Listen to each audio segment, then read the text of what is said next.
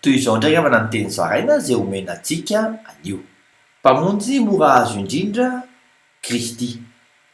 Na tsy mendrika ny anatona an'i Kristy azy ianao tahaka ilay vehivavy Kananita dia afaka mitaraina aminy amin'ireo olanao. Araka ny voasoratra ao amin'ny filazan'ny tsara amin'ny Matio 10:22-23 amin'ny anaran'i Jesosy hoe ary indro nisy vehivavy Kananita anankiray mivoaka avy tamin'izany tany izany ka niantso nanao hoe mamindrafo ho amiko tompoko zanaky Davida ny zanako vavy ampahorian'ny demonia loatra. Fikiro dia maly izy.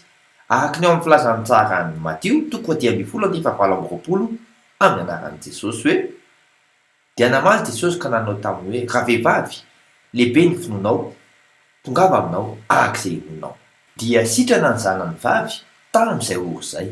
Matokia vavaka isika. Kristy tsy misy miankina aminao ny momba azy ny ankohonako ary fantatro fa ny mifikitra aminao ihany no vahaolana azo antoka. Amen. Mandram-piaona tompoko.